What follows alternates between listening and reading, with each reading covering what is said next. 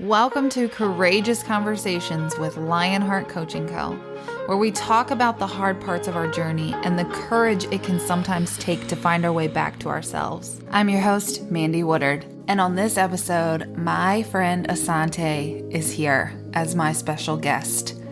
Asante is a serial entrepreneur who has learned so much and is now willingly sharing his little nuggets, as he calls them. And not just in business, but parenthood too. All right, let's get started.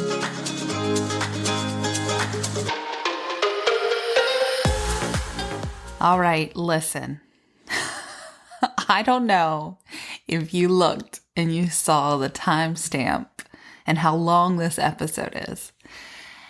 And it's kind of funny because I didn't know how long I was going to have my episodes run, but I'm finding that we get into these deep, intimate conversations and you can't just cut them off. So I hope you hang with me for this. Honestly, Asante, I didn't even want to hit stop at the end because he just has so much to share that I know can bring value to other people. So maybe you pause, maybe you come back. That's all right. Whatever you got to do. But just make sure you listen to this in its entirety because I'm telling you, Asante knows his stuff. He really does. Okay, before we get started, or before you start listening, I want to give you a little bit of a backstory. So I've known Asante since high school. I met him pretty much through my husband. We may have met otherwise, but I've been with my husband since I was 15 years old. And he was good friends with him. And after graduation, they got really close and we had kids around the same time. Asante bought a house, then we bought a house. We just kind of had stayed really close around those early years of building a family and even building businesses, because I had started my photography business around that time. And he, of course, was doing his thing that you're going to get to hear all about. But all along throughout the years, even when we go months without talking, we've probably even gone a whole year without talking before, but I've always been on the sidelines cheering him on and excited for whatever venture he might be getting into. And there have been many, but I also know every time we talk or get together, he really shares some incredible insight on his experiences. And my husband and I love sitting and having conversations with him and talking about life and business and the kids and all the things. And basically, that's what we did here. I mean, this really is more so you just get to be a fly on the wall for a conversation that we would normally have. We talk about this stuff all the time when we do talk. So anyways, I really hope you enjoy. I'm not going to say anything more because I want you to just jump into it. And just so you know, we did just roll into it. I have just kind of gotten in this habit of hitting record and starting the conversation, knowing I will plug a little intro after in post. So, by the way, while I've got you here, have you signed up for Cordial's monthly subscription yet? So you can get locally roasted coffee on your doorstep? I've got my cup right here. I'm actually going to re-listen to this episode with you guys. And there's nothing better than sitting and listening or watching or reading something that lifts you up while having that nice warm cup of coffee in your hands. So if you haven't signed up yet, go to cordialcoffee.com/shop. Make sure you use the code podcast so you get $5 off your first order. Okay, without further ado, my friend, Asanti Wilson. Mic check. The only thing that might be loud is your coat. You might have to not coat it. All right, that's me to take off my clothes already. I like this shirt though. Yeah, I made this joint. You did? Yeah, man. I'm not surprised. I've been making some real nice shirts. I got some real nice shirts, some fire. What? Okay. Yeah, this is my new joint. This is my Millennial Millionaires. yeah, with the money tree. I need that for some law of attraction stuff. Yeah, it's nice. I figured it'd be perfect for. I didn't know if you had a camera up. Oh, I'm going to take some pictures. Yeah, I don't have a camera up though. You do look very nice. Well, when you and Richie was doing it, y'all had a camera. I didn't record. I took pictures. Oh, I thought I saw like a little camera. That's what y'all was talking. That was just a still shot. Oh.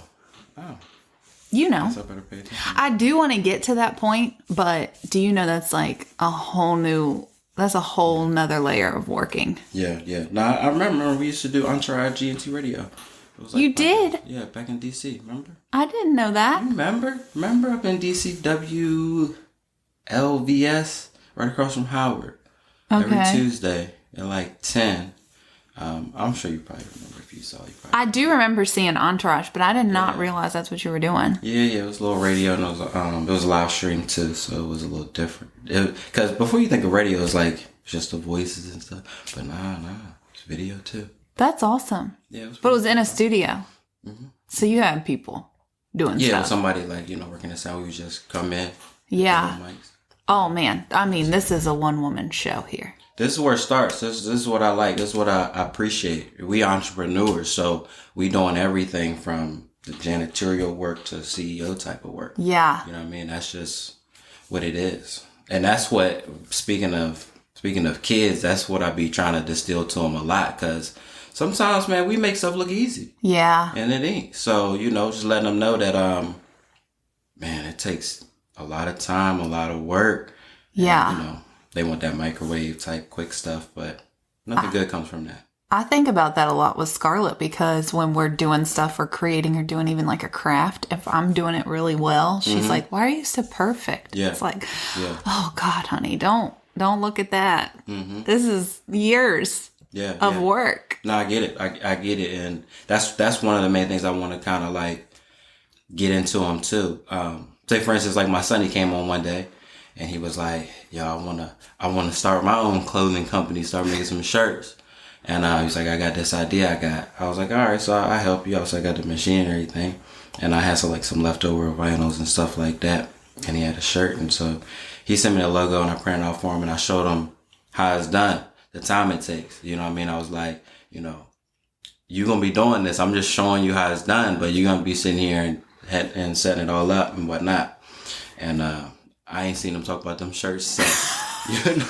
You know what I mean? We're going to make one shirt, and it took probably maybe an hour and some change, maybe a little bit longer, because I was showing him and teaching him, and that was his one and only shirt. Yeah.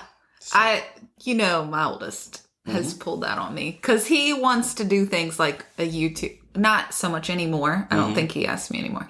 But he wanted to do a YouTube channel. And I was like, all right, put together a business plan. Yeah. You want me to fund it? Then you need to present me the business plan. Because I'm not going to invest in a business that I have no idea what work you're going to put into it. How many days are you going to stream? How are you going to edit? What editing software do you want to use? I mean, I'll even write it with you. You don't got to do it by yourself. But he's like, man, just buy me the monitor I need. No, not happening. For what? That's what it is. I mean, and it's good that they want to dibble and dabble, because you never know what they might like, what you might catch on to, and really enjoy and take off with them. But, it is better when they got their own skin in the game, when they got their own work, and what I call is the unsexy part of the business, like that business plan. What you gonna do when you got like 2 views? You know what I mean? You still gonna be promoting, you still gonna be like doing all that, and like just seeing if you like it or not. Oh yeah. So I love that you just said that, the 2 view thing, because that's something that I was literally just thinking about this morning.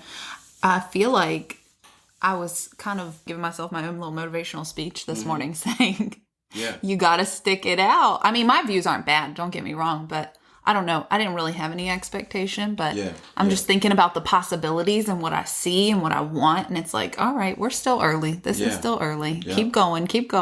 Nothing wrong with that. And when you think about it, and this is what they really don't want to hear, but like, you really don't want all that influence and all that stuff in the beginning anyway, in that early time, because you're still trying to figure it out.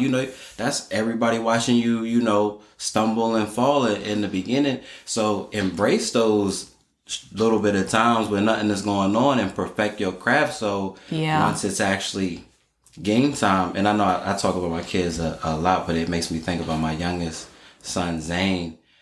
Every time he's like, yo, record me, show me, let me show y'all something. And it's like his first or second time about to do it. So every time we're like, all right, go ahead.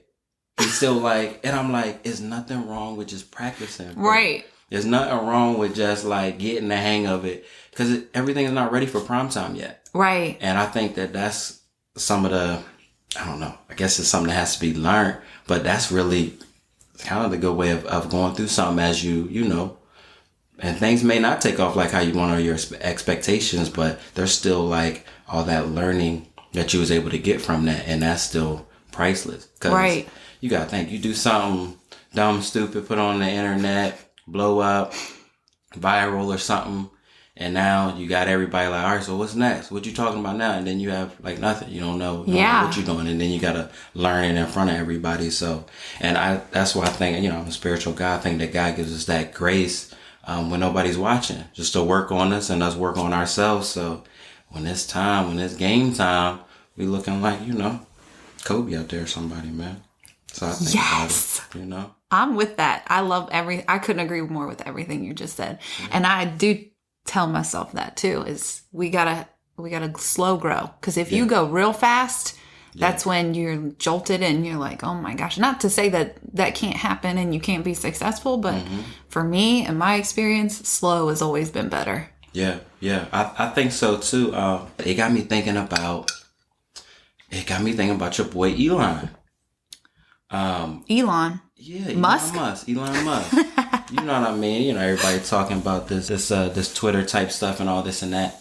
And I think and just from an entrepreneur standpoint, we see people like that and we see them winning at that window. But you got to think, anybody who's like at the top of the game, entrepreneur, anybody knows like there's way more losses than there is wins. You know what I mean? And this kind of goes back to, when not everybody's watching out for you, when you have those low views. Now we kind of see what happens when something is not looking good, when something's looking like it's failing. You know what I mean? We seen that in real time. And so that's why we brace like when nobody's watching, when we got all these other fails. They don't get to see all that. And are you willing to stay in there when nobody's watching? That's the key. Yeah. I think that's the key. And I think that has to go with expectations too. You know what I mean? If you're going in, expectations is to like learn and better yourself and stay original to what you got going on. Because, there's things that you could probably do to like size up views or size up, that type of stuff. And it's not really you. It's not really, I don't know. It's not natural. It's not organic. And I think that crashes and burns as well too. So yeah, it does. I think so too. There's aspects and there's fruit in all of it, in the whole process. And I think that takes some learning too. And you only get that learning from trying some stuff, sticking with it, trying some stuff, maybe it failed, switching a little pivot a little bit here, and that is something that I was going to talk to you about today, is that switch and that pivot, because I think that's probably something that you might not say, but I think you are a master at. Really? Yes. I was thinking about it the other day, because when did we come to your house? Was it last year or the year before? And you'd sold your car and you're doing something completely different, using the money to invest. And I'll tell you this very short story. Yeah. When I was quitting my last business, I was talking to my brother on the phone, and he said something so powerful. And I don't even know if he knows it was so powerful, because I still remind myself. But he said, one of the true gifts of an artist is to crumple the paper up, throw it away, and start over. Even when everybody else says that looks so good, why do you keep that? And I was like, damn, Chris. Yeah. And being an entrepreneur is 100% an art form. Yeah. So you have this ability to crumble the paper up and start something else. Or maybe you just push it to the side and do something else at the same time. But that's what I want to hear about from you, is Well, like that. let's start, before we jump into that, let's start a long time ago. Like, should we go back like 15 years ago? Take it back as long as you want, man. I got nuggets back there. I got nuggets back 15 years ago, I think. Because you were one of our first friends to buy a house. Yeah. I think maybe 19. I was 19. Mm-hmm. Yeah, you bought a couple years, I think 1 or 2 years before me and Richie. Yeah. But you were quick with it. You weren't going to waste time. Yeah. I was actually a little too quick with it. If I waited like a year or something, I would have got that. I think the government was giving a little tax break to first-time home buyers. Oh, but we got that and then we had to pay it back. Yeah, if you sold your house too. Yeah, but I just... No. We had to pay it back. Oh, really? Period. And then the next year, they didn't have to pay it back. Okay. It was a mess. Be glad you were not in that mess. Okay. It wasn't really worth the hype. I see. Yeah, I mean, that... I guess it wasn't needed anyway. I give all that glory to God, man. Because even with that and the funds for that, because I just sold it in 2020, I think. And then the funds for that helped with the business. So, that was a seed that was sown way back when. Yeah. And that's just how things work. When I think about it, I gotta give a shout out to my kids' mom, my first 2 kids' mom, her stepmom. Her stepmom was a realtor. Okay. And so that got me more, I think, closer to the door at a younger age. I remember going to like Front Real Credit Union and they had like a seminar for like buying homes and like what the programs and stuff was at that time. And, I knew I didn't want to get into no crazy type of deal because around that time, I think the housing market was looking a little funny. Yeah. It was looking a little iffy. So I wanted to make sure whatever I was getting in wasn't gonna blow up. And then lo and behold, like really like now that I know more about it, it's probably not a loan I would have got into. It was actually like a 2 mortgage type loan. Oh yeah. Yeah, because I didn't have enough down payment. So it was a first and a second trust. I'm not even sure if they do that anymore. Because at that point in time, you had to really have like your 20% down if you wasn't in the military. Military, of course, VA loan, you don't have to put nothing down. You get a house, good interest rate. But before, especially when the market was really funny, they was really making sure people could afford the houses and stuff like that. But they also, you want that 20% down. So if you're not at 20% down, some clever people in the bank, they wind up having 2 mortgages. So it was a mess. That's what, then you have the burst and... Yeah, it's sort of like in 10 years, there's like a bubble to it. And that one, I think that second trust was maybe like 40,000. But I always knew that. I always knew that was there. So before that happened, I wound up paying it off. At 19, though, you started there. And then how did you have the confidence and the motivation to know that this is fine? No worries at all. Oh, well, you never know 100%. And I think, that's an entrepreneur. We kind of risky. We kind of taking some chances that not everybody's going to take. And I think that plays a part with it. That plays in a lot of things that I've done in my life. And that kind of played a part into that. But, we're not going through this life alone. I knew something would come up and something did. Yeah. And that made it nice because now when I sold the house, it was only, of course, that one trust had to be paid off. And that was like, I don't know, I think what was left on that was maybe like $60,000. That's amazing. You know what I mean? So it worked out. Would I've done it again? I mean, probably because it worked out. Yeah. So, you just got to look at those blessings and keep it moving. And then, of course, using those funds to try to make some more funds and sow some more. And, so we're in the same kind of play. I just love how much ambition you always have had. Always have had. I remember, I don't know if you remember this. I'm sure you do. When you guys came over for dinner or something and you were telling us about the billboard business. Oh, yeah. Was that your first business? We talking about all the businesses. Oh, man. Yeah. I mean, come on now. It's incredible. Yeah. And people, okay, I'm going to say this sidebar real quick. People judge themselves for starting and stopping so many things. And to me, I think that's the beauty of it because that's how you're going to learn and grow.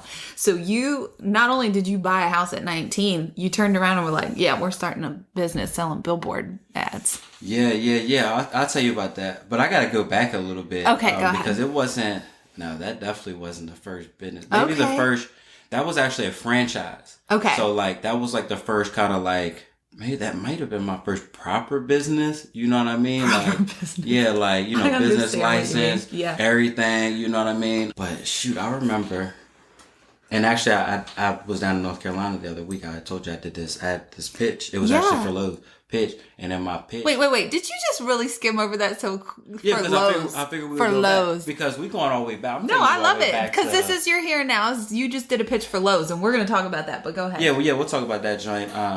And in there, of course, you know, they want to know a little bit of background real quick. And they got me thinking back to my junior high days. And I remember, I think a lot of it started, I remember seeing kids with a little fundraiser, and they would like carry around it was like almost like a big Hershey Kiss type box, and they were selling candy bars in a little box. It was like a little fundraiser.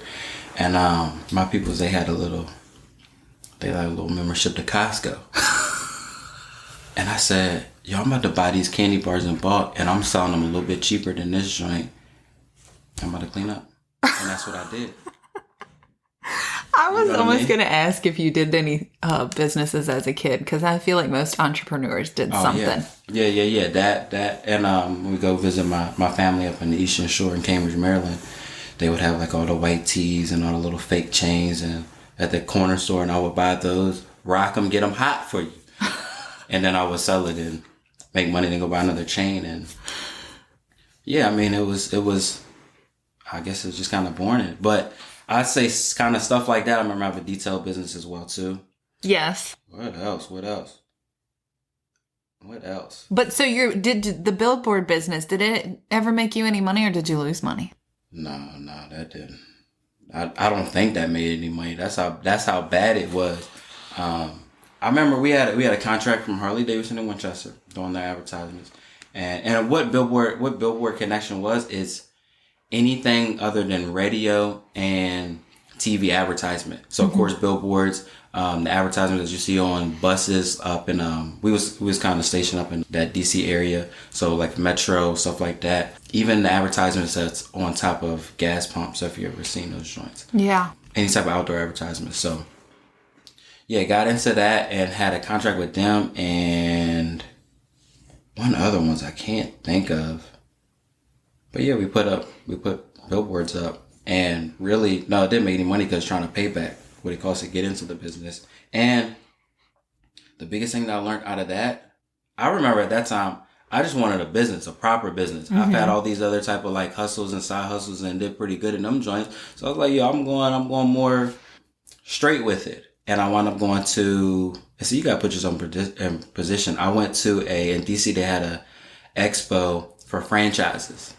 So, I had a little bit of money saved up in the bank, went up there and just seeing what was going on, seeing what people was talking about.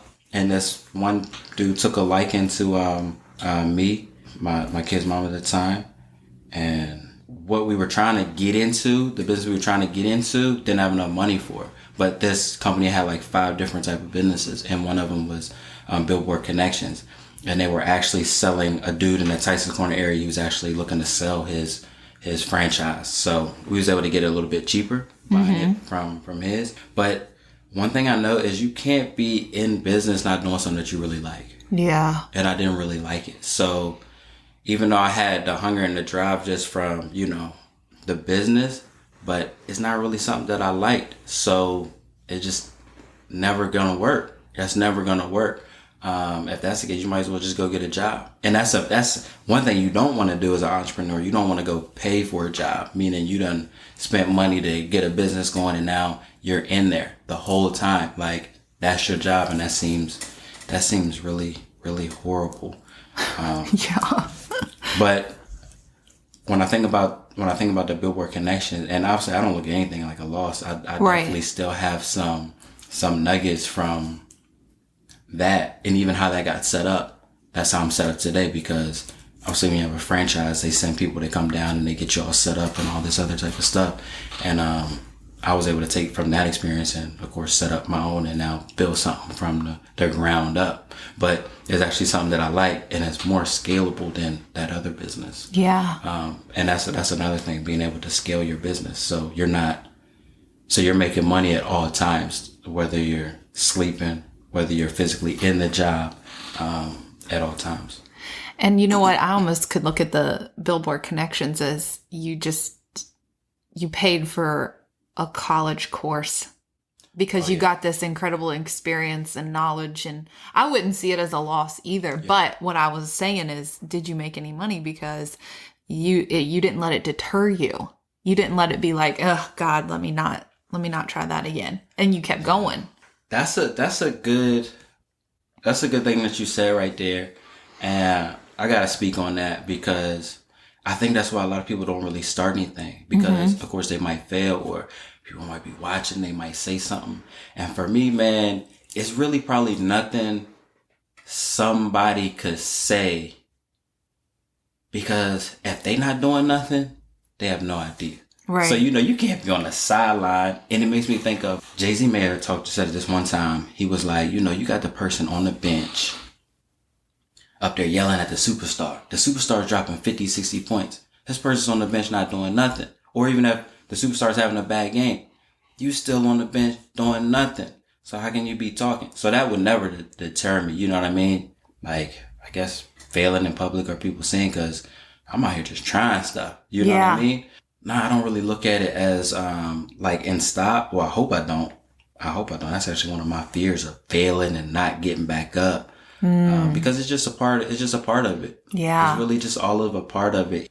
I want to be able to, just like I've learned off of other people's mistakes, and anything that I got, I've collected and hold on to those joints. So now even your viewers that are listening now, it might be something they might want to try. Like for instance, when I said, getting into business, and if you really don't like the business, you probably shouldn't get into that. Yeah, no, that's really important. That's gonna be hard. So just different type of stuff like that. And, if you look at it, if it's really not a loss, you'll be okay. Cause like you said, man, I done tried a lot of stuff. Tried it, didn't work. Tried this, didn't work. Tried it, didn't work. And when I say didn't work, it may have been great for somebody else. It may have been success and good for somebody else. But for the vision that I got in my head, I believe where God is trying to take me, that's not it. Yeah. So it makes it easier to cut bait. And then sometimes it makes it easier to stick with it when the going gets tough. Dude, that's a hell of a way to stay in alignment. Is this getting me to my grander vision or not? If not, just cut it. But I'm going to be real. I think I've let that fear of fear of failure, and probably more than I want to admit, fear of what other people are going to think of my failure stop me. I've let that get in. Yeah. And so I had a business, one of those, I've had a couple different network marketing businesses, but my first one was like you had to buy the whole store and keep inventory. Oh yeah. And it crashed and burned, and it was a hard pill to swallow because that was several thousands of a loss, and my husband wasn't too happy about it. So but you're like me. I know exactly how I know. You got to keep going though. I let that stop me for a long time, but you got to keep going.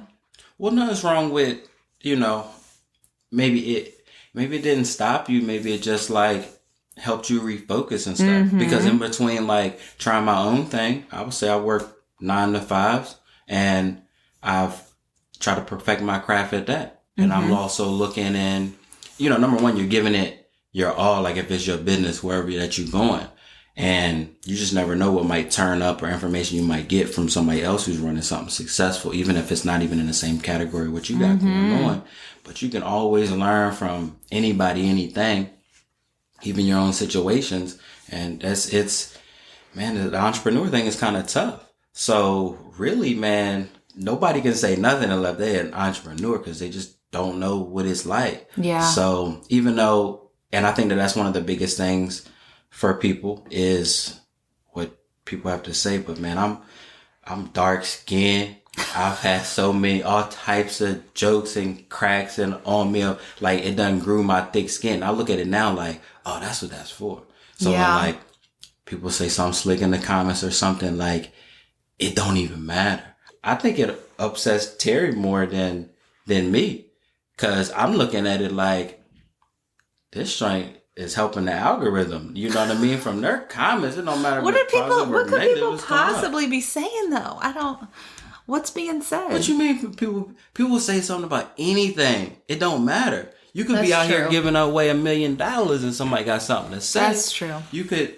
There's always gonna be somebody saying something like, and number one, if there's not, I'm probably looking around like something's wrong. Yeah. You know what I mean? Because if everybody's like, good job, everything is great, then you're probably not on to nothing. You know what I mean? Yeah, I don't know. I don't get a lot of negative comments. Maybe I ain't doing enough. So you gotta look at it like that. Not saying obviously there's more positives than negatives, but when you see something or somebody's not getting it or, you know, whatever it is, like, it's not the end of the world. That's just, you can't please everybody. That's actually something I learned from DJing. You know what I mean? It'd be, you got oh, yeah. I'd imagine you learned that real quick because you got all these requests and you can't play all of it. You can't play all of it. The dance floor is jumping. Everybody having a good time. Yeah. And then somebody come up, yo, can you play something we could dance to? You know what I mean? Like, and I've learned you can't please everybody, and I'm okay with that. How long did you DJ for? Man, I'm still DJing. I DJed the Skyline Homecoming. Oh, okay. Last month or something. Turned it down, man. Oh man, that joint. I'm trying to tell you, they love me, man. They want me to come back again, but I was just trying to, like, you know, just do something good for the community and. That's perfect. You know what I mean? Oh yeah, it was I love that. Crazy. It was crazy. Good crowd too. Them kids, they know like every song word for word. And the bad thing about it, they was like, you know, Mr. Lee and all that was like, you know, I've DJed for the football team before, some events, but it was like, you know, no cussing and stuff like that and whatever. And I'm like, obviously that's fine. So you're playing some of the clean music, right? And when a song is edited, wherever there was a cuss word, you know, they like take that out or they may lower the song or something, the music volume. And so when that happens, the kids know every word. Right. So all you hear is the music minimized a little bit. So the rapper or whoever not saying the cuss word, and you just hear the kids. You know what I mean? Were you just back there laughing? Man. Nah, I was thinking to myself, I should play the unedited version, so it wouldn't, you know what I mean? So they wouldn't yell it as loud. Yeah, exactly. Because it was almost like if the DJ took it and, like, you know, did like a beat drop or something, and then let the crowd finish out the words. So it was like, but other than that, no, it was good. It was a good time. I was glad I was able to do it, and obviously my son was there. So that's what I was gonna ask. He was trying to get some extra cool points with it. Okay. But no, that was fun. That was really fun. So how old is your oldest now? 16? 17? 16. Oh my gosh. 16 just turned in October. That's crazy. Yeah, man. And one of the things I wanted to talk to you about is building all these businesses while raising kids. Yeah, man. That's a blessing. That's a blessing. Having these kids, and if y'all listeners don't know, I'm a dude, I'm a guy. And it's kind of hard for a guy to get custody. Yeah. Actually, I think maybe last year too, we was just in court. Man, I wish I had this judge the whole time. Yeah. 'Cause he understood the situation and made it easy on everybody. What's best for the kids. Yeah, having the kids full time, and of course, when I was working at the dealership, a lot of businesses that I did, my oldest two kids, their mom was, you know, still around the area. You know, we wasn't together, nothing like that. We was trying to co-parent. But in 2018, she wound up relapsing bad, being in an accident, and was paralyzed. So because of that and other things, she wound up moving in with her mom, and her mom lives in another state. Yeah. So, but I mean, I guess she felt like, you know, the kids was over here with me, they'd be all right. So she went and tried to get herself together and stuff like that. Because before that, we already had like an agreement where the primary where they would be staying would be with me, even though she lived in the same county. You know, it just worked out better, and that's what the judge had said. So when she wound up getting back addicted and leaving to another state with her mom, she was out of the picture for a good bit. But then when she got, you know, felt like she got herself together, she came came back up and wanted to kind of pick things up where they left off. And I didn't think that was probably best for the kids. So, and I was already getting my mind prepared on how I could do it. Cause obviously I was with Terry. We lived at the house and stuff. And Terry worked from home too. And also in the car business, working a lot of hours. And I didn't feel right. I didn't feel like, even though she definitely does the stepmom things and more, I didn't feel like it was right. Like, me up in here working, the kid's mom is in another state, and now Terry is doing all this stuff for 3 kids. You know what I mean? So I said, man, I gotta make a change. I gotta make this thing work.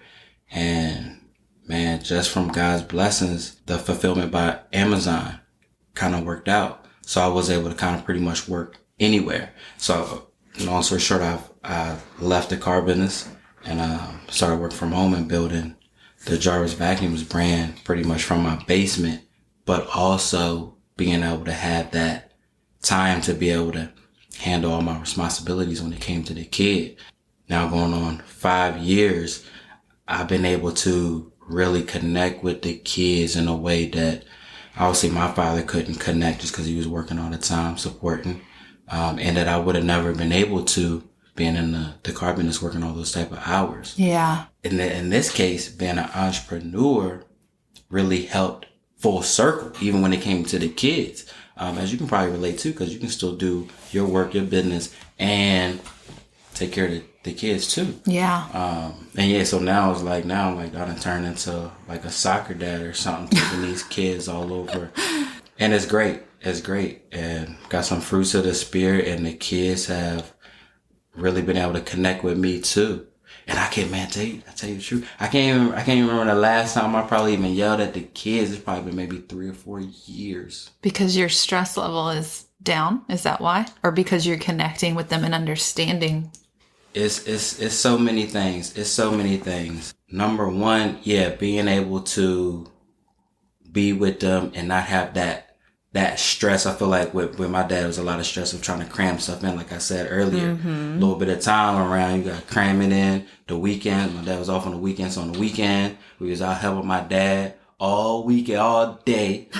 Because, he was working all through the week. Coming to the weekends, and I didn't want to fix the car and do this type of stuff. We had to help, and that was the worst. And of course, the long lectures. My dad was in the military, so it was that. So with being able to have that time and take my time with the kids, that's why I'm able to say with the kids, this is what I've done with my experience. This is what I would suggest for you. Yeah. But if you might try something else, that's as long as you can deal with the consequences. You know what I mean? Great. So it's like, don't really have that type of stress. And it's crazy because looking from how it all came to be to what it is now is just straight up blessing. And from what it came from, how it came up out of, anything can be turned to work for you. So it's all been positive then. I was just wondering how it was having the kids, if it was more stressful, if you felt more pressure, or none of that really matters because you're just gonna, you're gonna figure stuff out no matter what. Yeah, man, it's really, and your listeners probably think, they'll probably be like, man, I don't know, everything is all good. Now, everything is not all good. Yeah. But then again, it is. Yeah. If that makes sense. Well, it does to me. You know what I mean? Kids is gonna be kids, so they're gonna be doing some goofy type of stuff. And I also think that beforehand, I'm still kind of stern. I still have a high level for things, but the kids, they understand that, and they see me doing it. You can't be, telling the kids to, I'll say for instance, clean up their room, and your room is looking a little messy. Just because they go by what you doing. You can say whatever you want, but they're really looking at you and watching you and seeing what you're doing. You know what I mean? Dude, Richie gets on me so bad for that. Oh, so I got my closet. Yeah, thanks, Asante. You just threw me under the bus. Well, no, my closet is nice and clean. Mm-hmm. My room is nice and clean because I realized It took a while, but I realized, because I used to be like, I'm an adult. If I want to have a messy closet, I'll have a messy closet. But then truthfully, your kids are watching your every move, and you can't say, do as I say, not as I do. So yeah, my stuff is clean now and organized, and I'm doing better, but. Well, I shouldn't have used that example. That's an no. example. That is a great example, though. Yeah. I think it's a great example. You got to walk the walk if you want your kids to walk beside you. That's true. Well, I have to get something else because, I mean, cleaning is going to be easy for me. I got a cleaning business, so I'm always cleaning. My joint is always straight, so that's easy. But say, for instance, like on your phone when you're driving. I don't be doing that. I don't be doing that when my kids in there. Because how can you be like, don't be on your phone out because they about to be driving. Yeah. Especially my son or son. You can't be like that. If they seeing you doing that. Right. And man, I hate to bring my dad into all this junk, but I remember my dad, he would always be talking about like us getting a job and this and that and whatnot out there. And it's going to be hard for us. Getting a job out there could be hard for us out there, you know what I mean? Just because of the way the world is.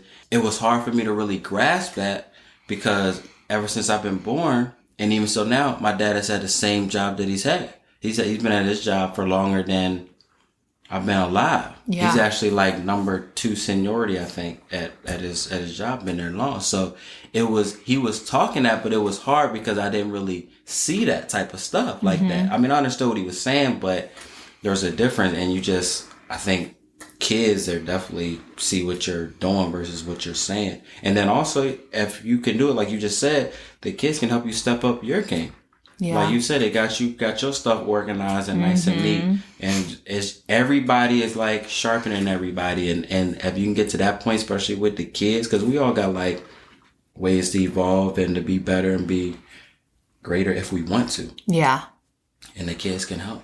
Sharpening everybody. I like that. Yeah, man. I do pull some nuggets from you, like little one-liners. I didn't even say that was a nugget, but that was. I take it. You know what I mean? I take it as that. You said to me one time, each one teach one. I was like, all right, I'll keep that one. And I say it all the time now. That's good. I mean, that's what I'm doing. I'm learning from everybody. Like I said earlier, doesn't matter who you is or what you're doing, I can definitely get something from you. Now, if you want to know like the lesson that I done got from you, you might not want to know that sometimes. But, and you're not judging everybody. You're not going around judging people. No. But also, if you're really looking to better yourself and better your character, there's always things that we could take from everybody. What they doing good, what they doing that is not for you. Yeah. But maybe something that they doing, and that's just what it is. One of the things that kids are really watching that you probably either realize or don't, maybe you're blind to it, but how you are in relationships. And I think that that's something we have to talk more about. And I know this has nothing to do with business, and that's really what we've been talking about. But if we're going to talk about kids and parenthood for a second, your kids watching you in your marriage or your relationship is more impactful than you will ever realize. Yeah. And I see that now because my oldest has a girlfriend, and I see how he is. And yeah. I know exactly what you mean on that. Yeah, I know that, especially because what was it? It was in 2020, maybe. I got bad memory, but maybe in 2020. Yeah, actually, Terry wound up leaving in their own place, and me and the kids were just hanging around, and they didn't really like it. But sometimes that's kind of how things go. Yeah, so, you need a break. Yeah, and I would say they seen the relationship with their mom and stuff like that. You try to do the best, you want to do the best, but also you a human, you real, and sometimes things don't work out. Sometimes, that's the unsexy part of the relationship sometimes. And I think it's good for kids to kind of just see how the real world is. You know what I mean? I don't do too much shielding. Obviously, you don't want the kids seeing something that they're not ready for or being around something they're not ready for. But at the end of the day, a lot of stuff is the real world. You don't want to get out there and then be blindsided. Oh, I thought everything was great and my parents were good and this and that. And really, they ain't even like each other. Or as soon as the kids leave, they divorce and stuff like that. Yeah. Not saying that anything is wrong with that. Obviously, things happen. But it blindsides kids in a way that is really unexpected. I talk to adults who that was their story. Their parents divorced after they were grown and gone. I'm sure it does. And I remember talking to my kids, and really only out of my friends, sorry if I'm forgetting anybody else, but I think only your husband Richie and our friend Desmond and myself, those are the only people who I knew whose actually parents, their real mom and real dad, actually lived in the same house together. Mm-hmm. Everybody else was like, it was like a split home type of situation, or stepmom or stepdad situation.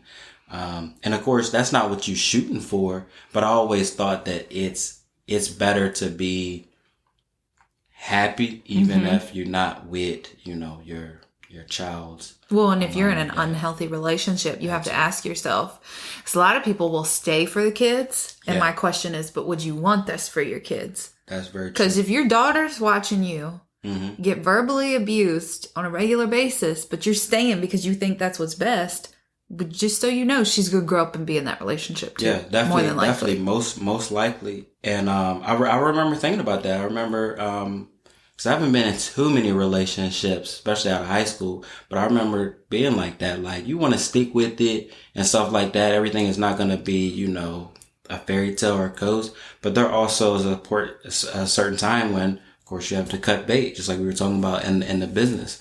I think a lot of that comes from like a inner knowing, the Holy Spirit, and just knowing that there's something out there better for you. Yeah. You know what I mean? If it's not really, if it's not really flowing the way how it's supposed to, you got to force something, then that's normally when I'm like, something got to switch up, because I don't force nothing. I love that. I love that you listen to your intuition so much. Yeah. That's one thing that I really work on and preach, is listening to your inner knowing, and that the God whispers.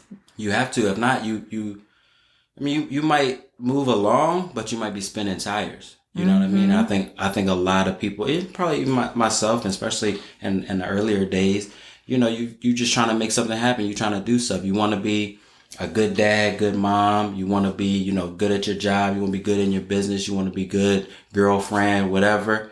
And it still got to come naturally. It can't be like all forced, because that just never works. Never works for me anyway. Oh gosh, you just said that. So Monday's podcast yesterday, today's the 15th. Yesterday, the 14th, I released goal setting. And one of the things I talked about was meeting resistance. And I had listened to this video from some motivational speaker on Instagram over the weekend. And he was talking about pushing against that resistance. That's when you have to push harder, is what he says. And I see where he's coming from. But for me, it's like, oh, wait a second. That's a hard stop. Because if you are meeting so much resistance, that's usually a sign you need to step back. And that is exactly what you just said. If something ain't flowing, you might be moving, but you're just spinning tires. Yeah. That's key. That's one of them nuggets. And it's one of those things that there's no like hard range of knowing when it's forced and when it's not. Because anything that's worthwhile, that has some substance, that's worth anything, it's not going to come easy. It's just not. Yeah. But then there's also when something is going against the grain and it's just wrong. Right. And really knowing yourself, knowing when that point is, I think will definitely help you not waste your time at certain things, and will also motivate you, because you'll be like, oh, I'm feeling a little bit of resistance. I know I'm in the right path. Right. Versus, this is too much resistance. This is not feeling good. It's not, why am I forcing, a square into a circle type, and just knowing the difference. And the really only way to kind of really know that difference is to try some stuff. To try things. You may fail, you may succeed, but in that time, you're realizing what the flow rate's supposed to be like. Right. And listening to that intuition and that inner knowing. Because that's the thing, is just because I say don't push against resistance, which isn't actually what I'm saying. It's more of like, know the difference between this is a hard stop because it's not in alignment with you. Yeah. And this is hard because not everything's going to be easy. Yeah. There's a big difference. And if you just stop and check in, sit in quiet prayer, meditation, whatever it is for somebody, if you just sit there, you're going to know which way you got to go. Yeah.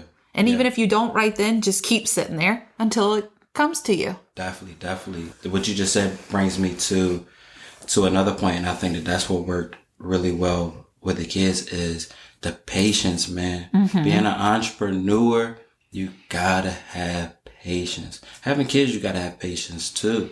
And if you in both of them type of things, the patience, man, is one of the biggest attributes I think that you can probably have. And it's so big. That's why I'm trying to teach the kids now, because they want everything now. They want to graduate and do all the, you know how it was. Yeah. The kid, they want all that type of stuff.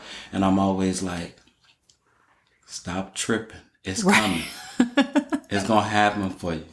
You're going, you know what I mean? Like, you going, anything that I want to get to high school, like my middle school saying, I want to get to high school and I want to do this and have my own place and all this other type of stuff.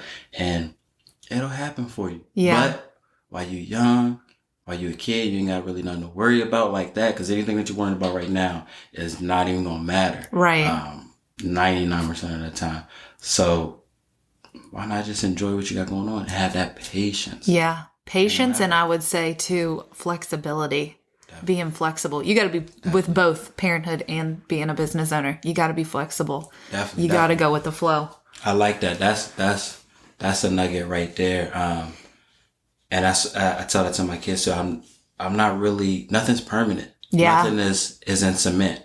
And that's just how I try to keep everything. That way you don't get too attached to anything. Yeah. So when it is time to pivot, you're able to pivot, and I mean, you don't get stuck on something. Yeah. No, that's good. Okay. So let's go back to, cause this is what I ultimately want to get to is the business you're in now. Yeah, but let's just do this. Cause we probably can't talk about every single business you've done. Yeah. But just know for your listeners, because I know when you told me to like, yo, I want you to come on and talk, and I was like, man, I'm not for sure. I don't really like giving advice because I'm still in the war. I'm still in here trying to figure it out. Still trying to like, I haven't got to that vision that's in my head. And like I just said, nothing is permanent. So it's not like I have to get to this certain aspect or numbers or look or whatever it is. Nothing is like a finish line. Mm-hmm. But I also know when not done yet. I got more to give, I feel. And yeah. So that's all right though. I think I think it's great to talk in this space. I think there's a difference in being someone that's doing the work and you're doing well. You maybe don't see it the way me as an outsider sees it. Yeah. Or being in the thick of like a really hard, like I'm not talking to you when you're going in the middle of a divorce. Mm-hmm. Like you're not in that kind of a space. Because I heard somewhere, share your scars, not your scabs. Mm. You don't want to bleed all over everybody. So even though you're still grinding, you're still doing the work, you haven't gotten there, you've done enough that you have nuggets. You have nuggets to share. And I think that's really important. So it's okay if your current business isn't quite reached that level of what you want it to be. Yeah. I still think you're doing incredible. But I want to hear 5 years ago when you did you leave the car business and jump into the Amazon fulfillment? And you can, if you want, before you start, do you want to share your product or do you have multiple now? Or do you just have the one? It's just, well, it's three really. Okay. But they're all kind of, two handhelds. One's cordless, vacuums. One not. Yeah, and then the other, the home, and I was wanted you demonstrating. Yeah. Still working on that. And that's just how it goes, man. You feeling good about something, when, all right, this is the time. But then, no. More patience needs to be done, and I think that just makes things even better, man. Which makes it better. Because when I think about 5 years ago, I wasn't thinking about what's going on now. Right. You know what I mean? It was just the one, and so. So how did that happen though? How? Yeah. Walk me through that. Of course, it was in the car business for maybe a little less than 10 years. I got in the car business when they were doing cash for clunkers, and took 2 breaks out of the car business to start other business. Oh, you know what? Let me go back, because I had to build Word Connections business that it wasn't fun. It wasn't doing good. I was actually going to like around the businesses and like soliciting, like, you know, knocking on doors, just that grunt grind work, the unsexy part, right? You know, trying to get customers. And I wound up going into Marlowe down in Front Royal and talking to the sales manager, and I guess he liked how I sell, so he wound up offering me a job. I remember trying to get into the car business maybe 5 years before that, but they were like, you look too young, this ain't it, and they wouldn't hire me at Miller, Honda in Winchester. Okay. And so I was like, all right, whatever. Got my own business from somehow and did that for maybe a year or two. And like I said, went down to Marlowe and was pitching to them and wound up getting a job at the car business, and Cash for Clunkers was going on. And so I got in and instant sales was going on. You know what I mean? People paying sticker for their cars and stuff. I was like, oh, car business is good. You know what I mean? So I was like, I don't, that other business, I don't know. So I wound up selling the billboard business and just going with the car business. And then about a couple of years, and actually I seen Richie at an open gym, and no, I saw your brother. Okay. Your brother at an open gym. Okay. And he was in the car business. Yeah. Up in Chantilly. And he was like, yo, come on up here, this and that. They got these. And so I went up there and, you know, met Chris Buckner and a few other people and wound up really getting into the car business, seeing the money that could be made. And it almost deterred me from my real focus, what I've been doing since junior high. You know what I mean? But it was a good reset and a good way to, you know, hone on some of my skills and meet a lot of different type of people and make some money, get some, you know, start getting some, you know, gotta save your money. So, you know, it was a good way for me to kind of save my money because ultimately I'm getting back in that business on my own. Right. So got into the car business, got all the way up to the management level, was going good. Life was good. You know what I mean? Making some money. Management, didn't have to really sell cars like that, you know, managing people. And it was good. But then politics and the business with other management. But really before that, I started hearing like, yo, it's time to get up out of there. But I was like, no, I'm making some money. You know what I mean? Everything is good. Kind of got a nice little schedule. I mean, the hours are kind of messed up. It's a long commute, but it's all right. But I know that voice. So I'm like, okay, shoot. Every time I like to get comfortable. Yeah. I know that voice very well. You know what I mean? So, I do. So I went in. This was December 2017. Yeah, December 2017. And I put my 2 weeks notice in. Mm. You know what I mean? How'd it feel? Were you nervous? Were you like, or were you so optimistic that everything was going to be fine? I wouldn't say that, but I know me. Yeah. And this is nothing different. Where I'm at right now, Jarvis Vacuum is the longest job I've ever had. Really? Yeah. Even over a car? Yeah. Like, cause the car business, even though that was over like a 10-year span. You were out. It was like different dealership. Yeah. Out and in. So yeah, this is, and I know when I'll be at the dealership and I'll be there like a year or two and I'm like, oh, this is nice. And, oh, no, man. Nope. Well, cause you knew it wasn't wasn't where you were meant to land. Yeah, it's not home. It was still that unsettling type of feeling, but you know, if you try to be the best wherever you're at and give it your all wherever you're at, you're still going to get results and do good. So yeah, I put in my 2 weeks notice and they didn't want me to leave, but I was like, no, it's not y'all. It's not this, you know, I'm just trying to do my own thing. And then they started like moving pieces around, you know what I mean, to try to keep me around. And it was like, you know, it's like, you want some more money, you signing bonus, all this type of stuff, whatever. And I was like, nah, man, because I couldn't really tell them anything. Everything was straight. It was just, you know, I felt like my time was my time. Yeah.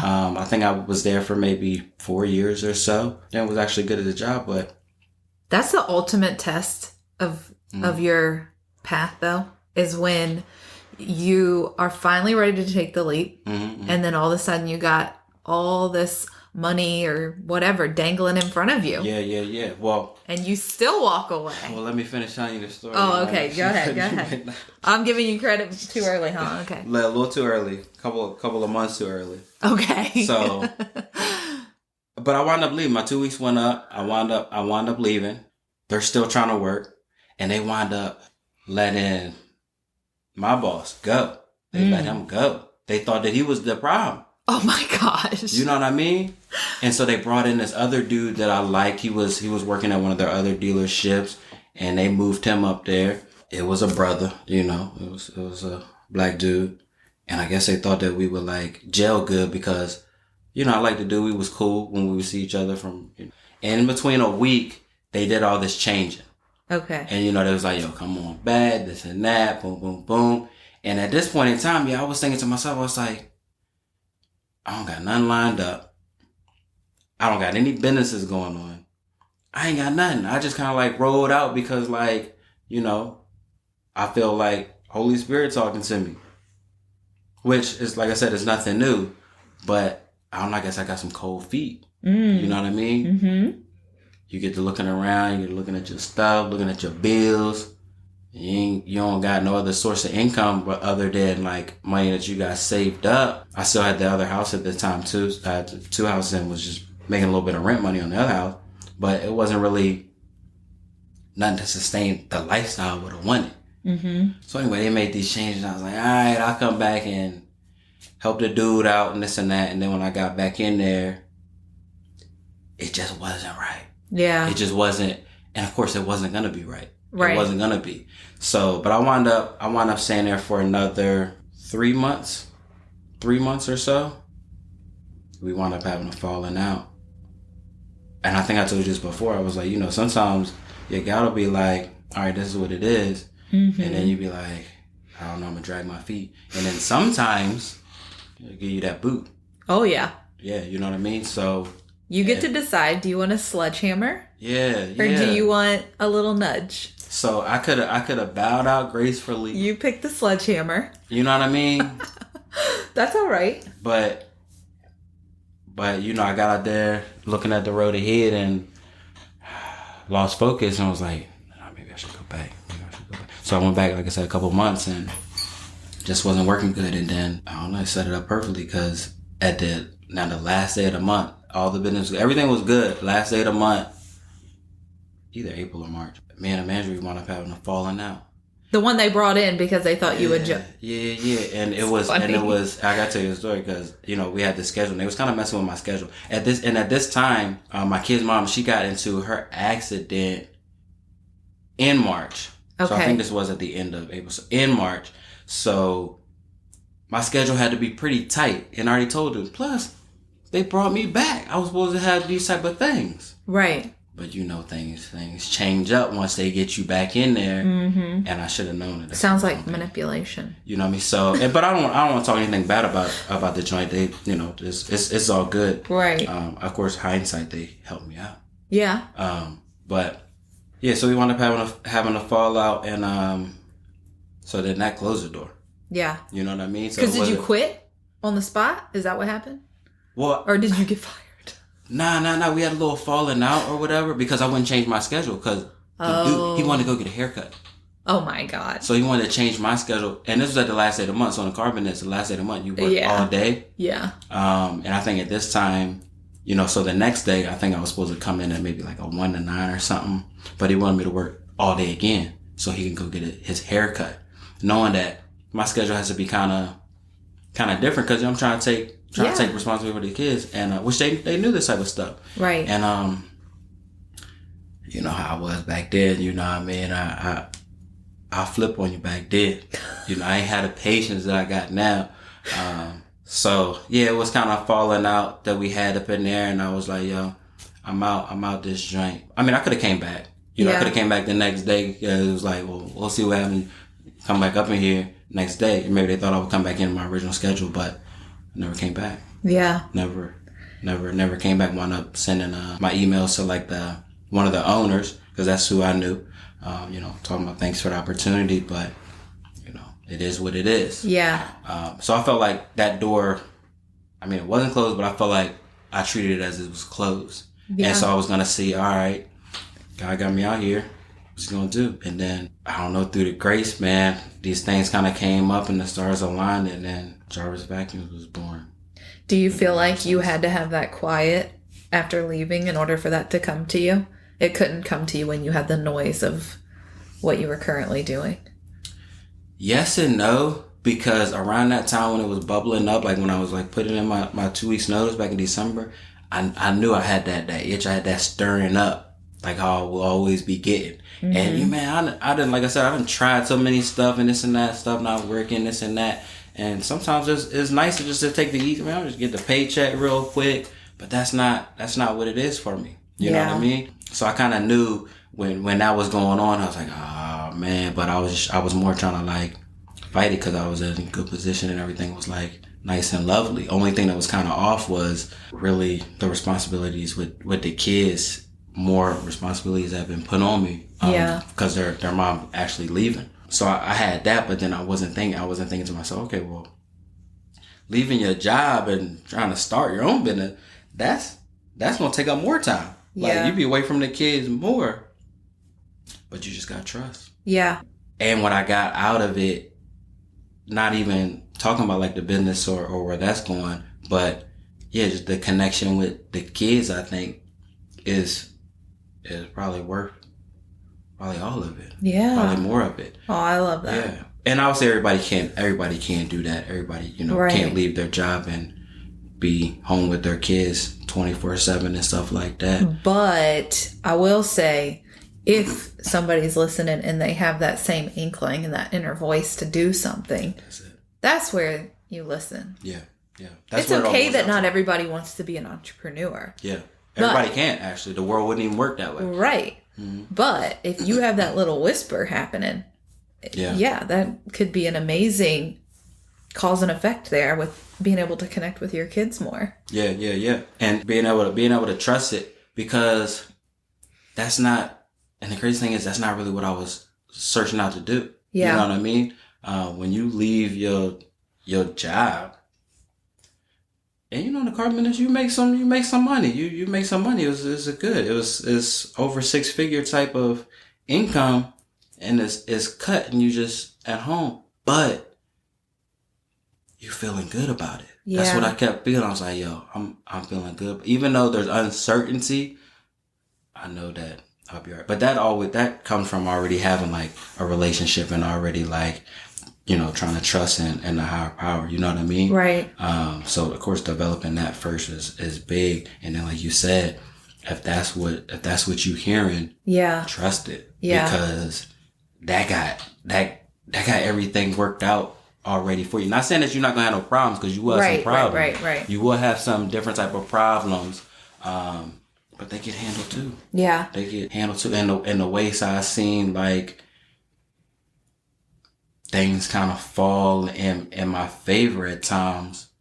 Man, you couldn't write that in a book. Yeah, you know what I mean. That's a beautiful. Oh, I feel that.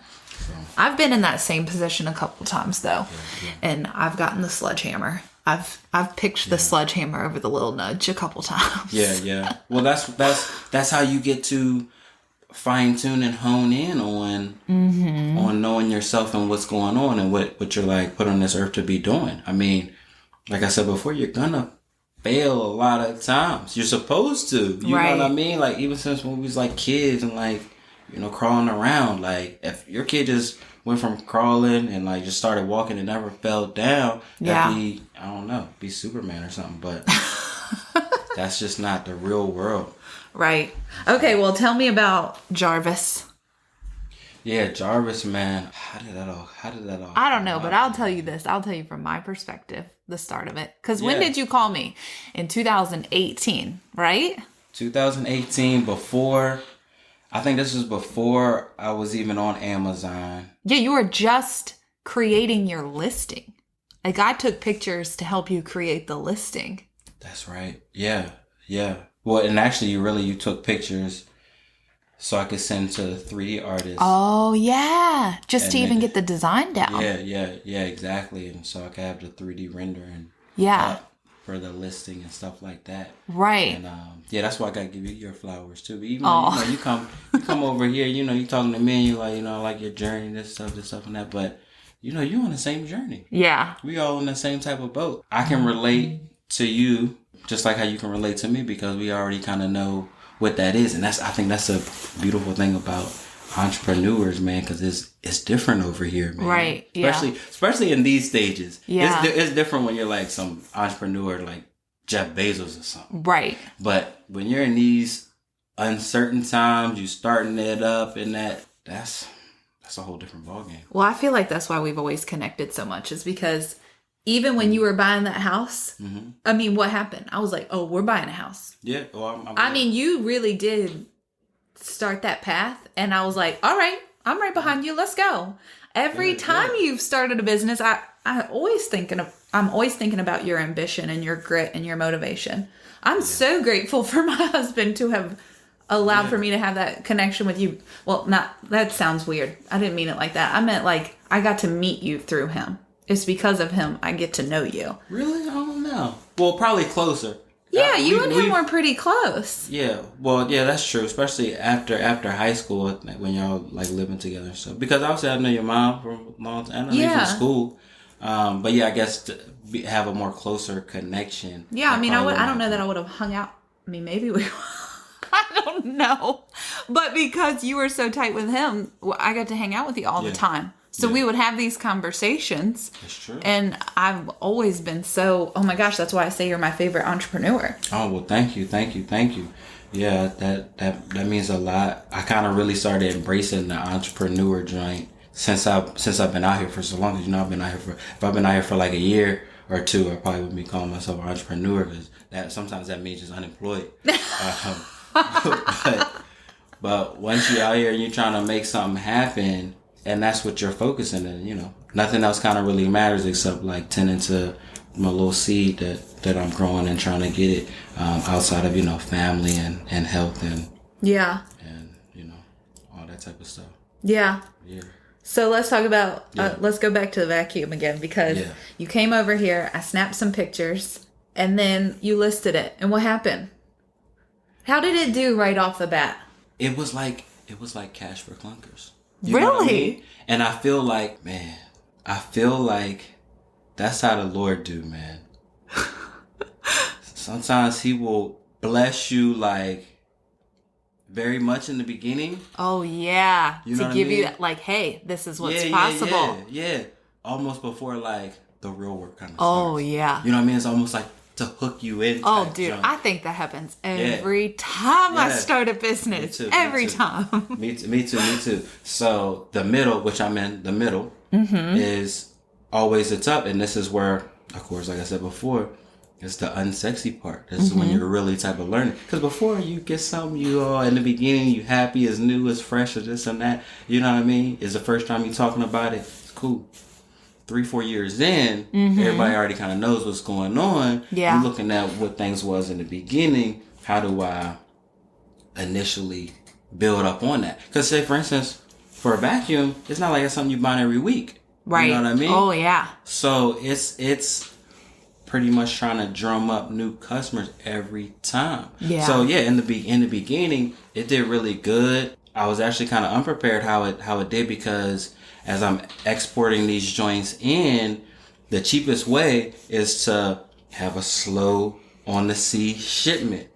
But to keep up with that momentum, especially how Amazon works in our algorithm, some of the joints I had to get like flown in. So now that's costing even more, getting into the profits or taking all the profits. Right. So, but that's just entrepreneur joint. You trying to learn the business as you're going, and any type of losses or negatives being in the red, you kind of charge that to the game. Yeah. And figure it out. So yeah, in the beginning, very, very good, but I really didn't have too much expectations. Yeah. And then now, as I'm trying to go from just being online and trying to work into some of these brick and mortars, some of these bigger type of names, that's the quest now. You know what I mean?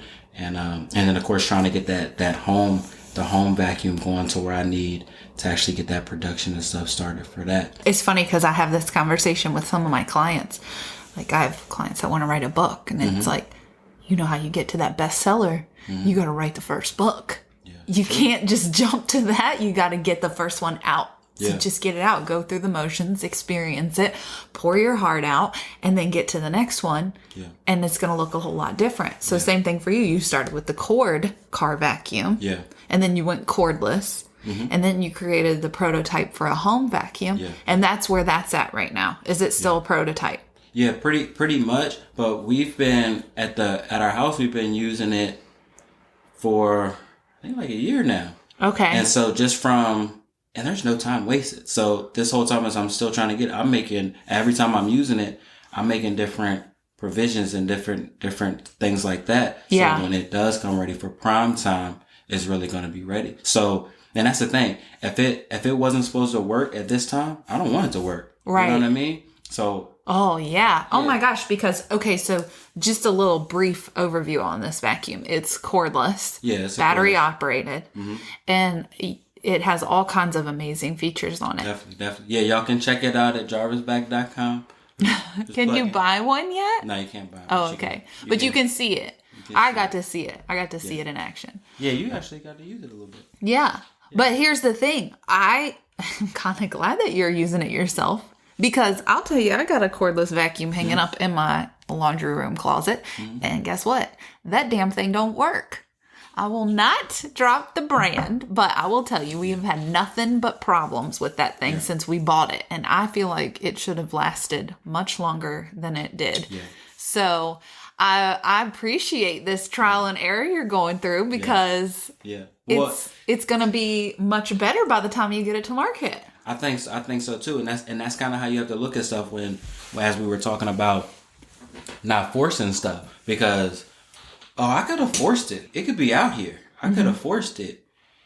And maybe it would have been okay, but most likely, probably not. Yeah. Just because of now I got more time to look and see how I really what I want to do with it for as far as some of the specs or some of the original equipment that it comes with. Yeah. So, just taking the time that I got and trying to make it work for me. You know what I mean? Because if not, you'd be mad. Oh, it didn't work. Nothing worked for me. Right. Then you got bad reviews getting written. And so, you got to work those kinks out. So you were meeting with Lowe's, though. Will you share that? What was that like? Yeah. How did you get that? First of all, how did you, you just grind, boots on the ground, go. That's what happens. That's how you figured out your manufacturing. That's how you figured out everything. You just go do the work. I haven't done anything like this before. You know what I mean? Right. So all of it kind of how it came together, like I said, is just a straight blessing.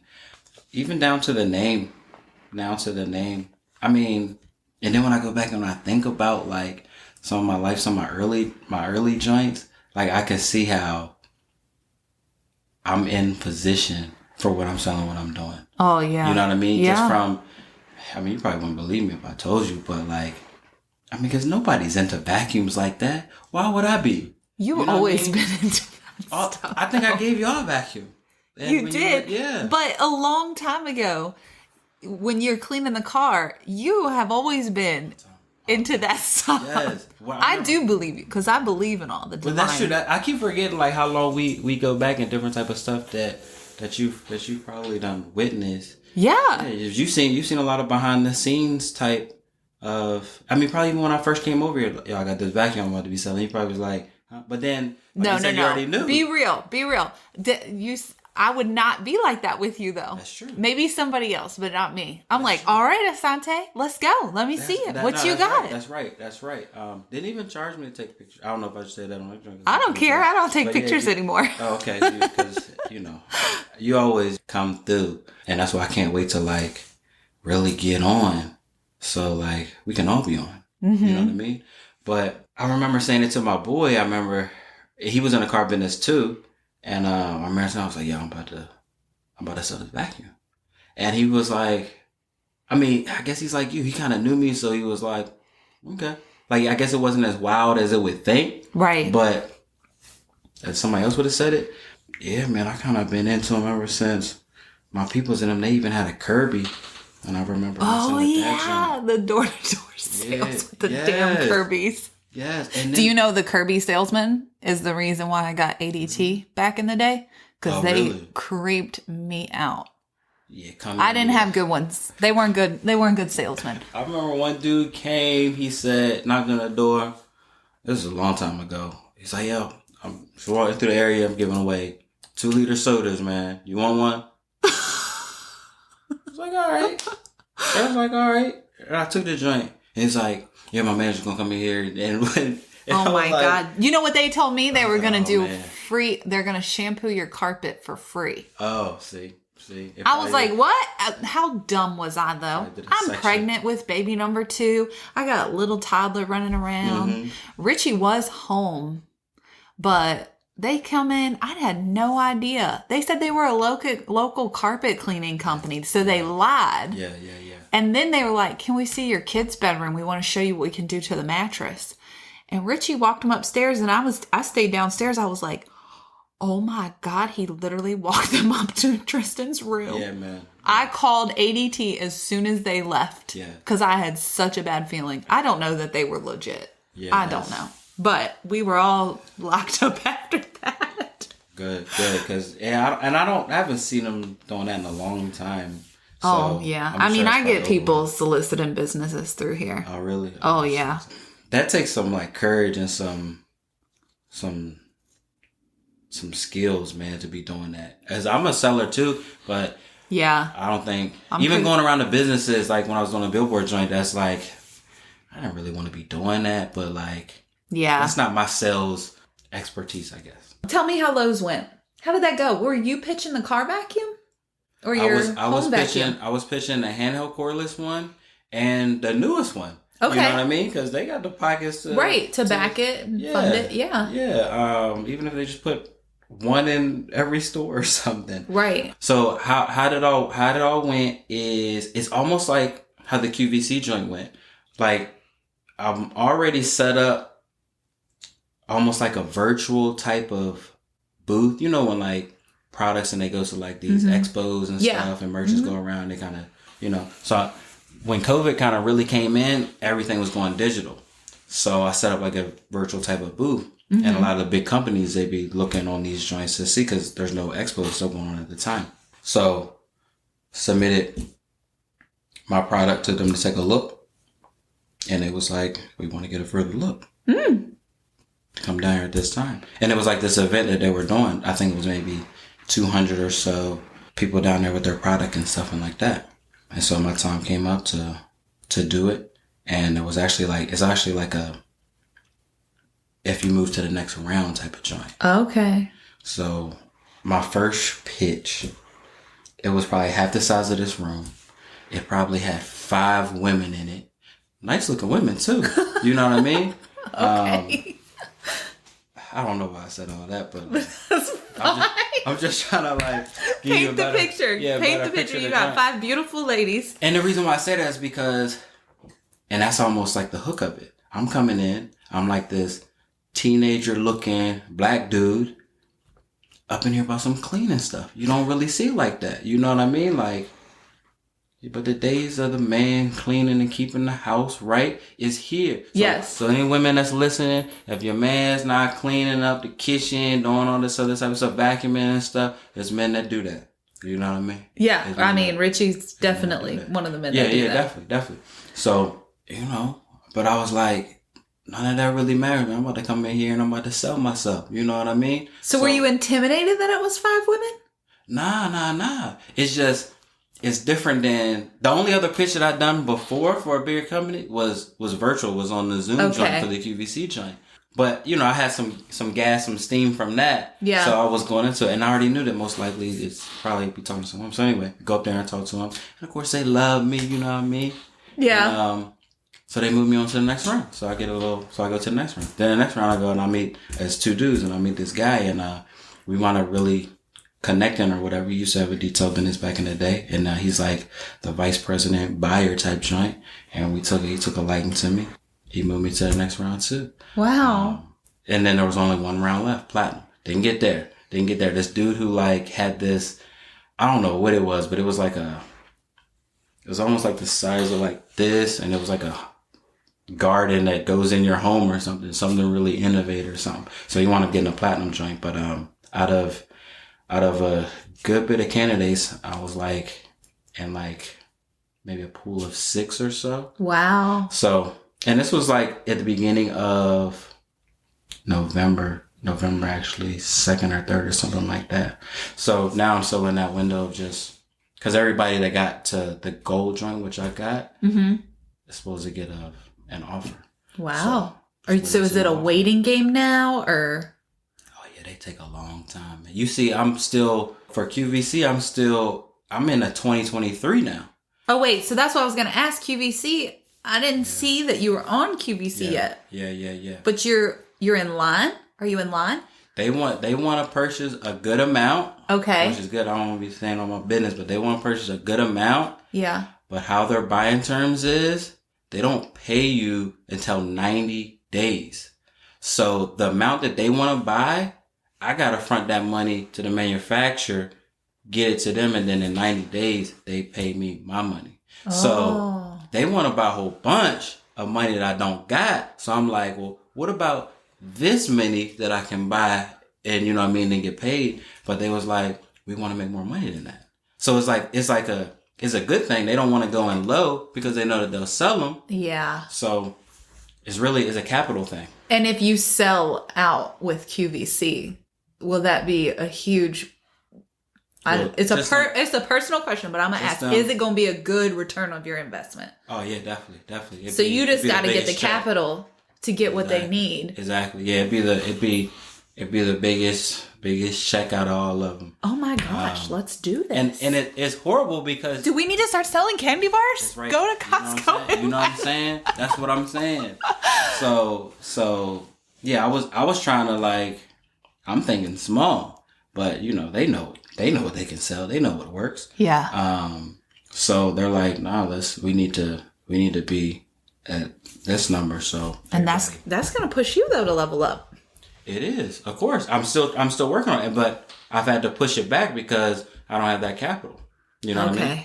So while that's hanging there, because, you know, I already did everything that I'm supposed to be doing, but I think that it'll happen at the right time. And then, of course, in between that time, the low things come up, and I'm just hoping, which I didn't read or see, but I'm hoping Lowe's doesn't have the same type of buying terms. Oh, you know what I mean?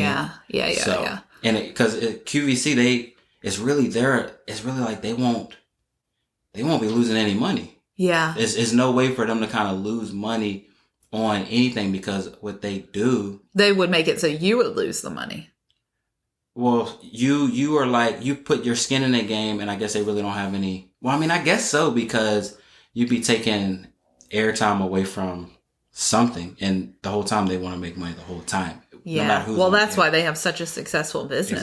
Exactly. So I look at it two ways. I look at it as like, what's good? They know that it's going to sell. This is why they don't want to buy any less. Yeah. They don't want it to sell out so fast that there's... Yeah, that'd be a waste of airing it, especially when they can have something on and people are calling and buying and all that type of stuff. And that's one thing I noticed with even getting into the Amazon thing. Like, it's so many people on there buying all the time. I remember Cyber Monday, man. Yeah. Every time, you can go on the app and see like what your sales are doing, and just every time you would like go down and refresh, it's just more calculating. Wow, just from that. Yeah, it's a crazy type of thing. I've seen that for myself when I was in my last business, because on Black Friday or Cyber Monday, whatever it is, I could hit refresh and our numbers would just keep jumping. And boy, does that light a fire. Yeah, that's lovely. That's motivation. That's lovely right there, man.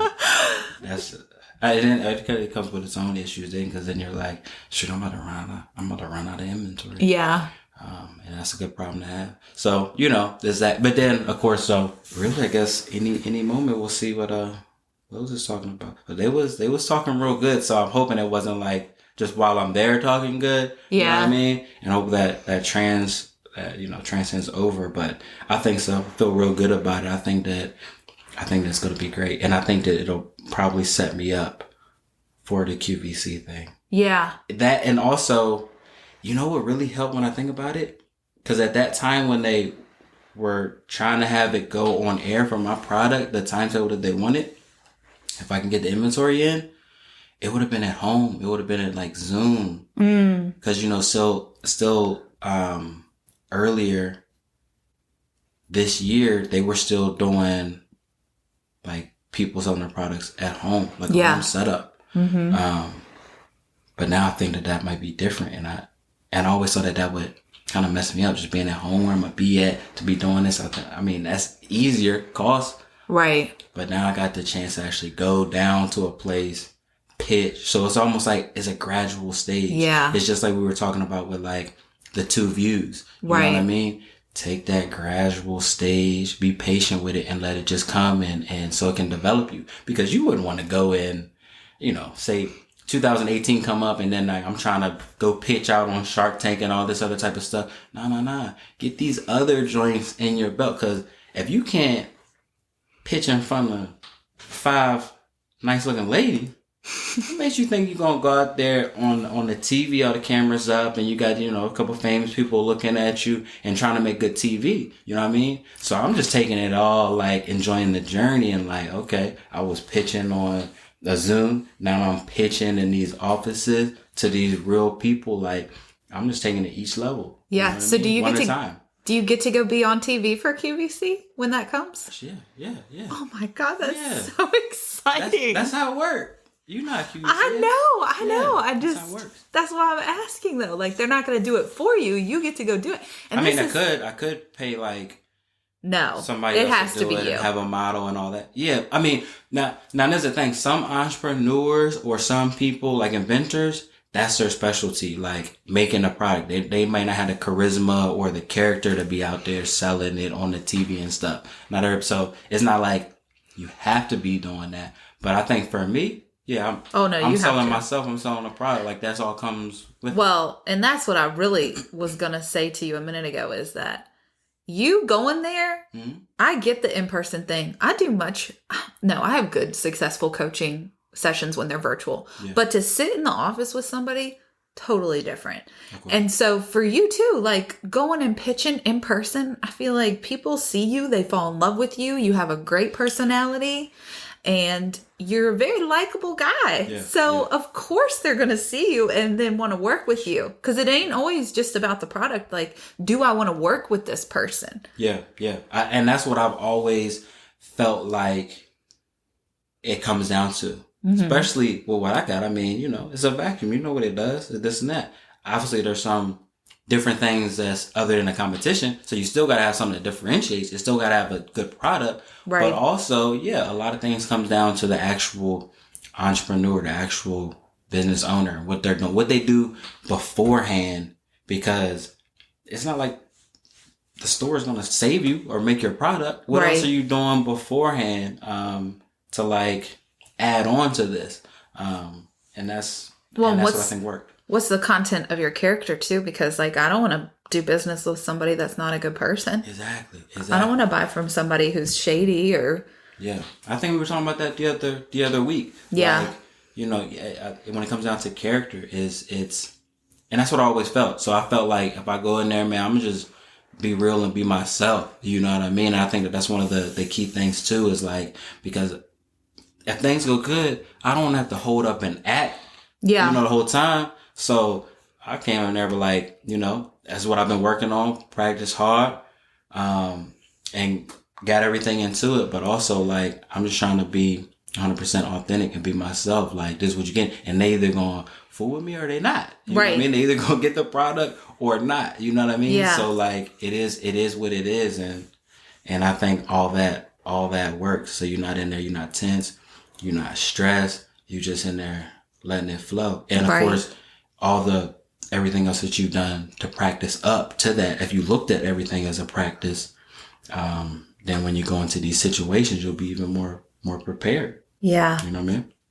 Well, you said when I was talking to you on the phone that you weren't so sure yet because you only just doing your pitches. You still got stuff in the works, but I'm actually really glad that you're here now because my goal is I'm going to have you back in like 6 to 12 months. And then you're going to give us the update and tell us what you've learned from whatever has happened.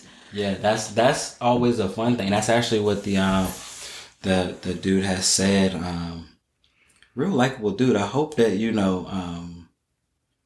I hope that I'm in their mind, like how like the people made an impression on me, because I'm thinking these people there, they got a long day. What worked for me is I was early in the morning. You know what I mean? So I was like their first joint.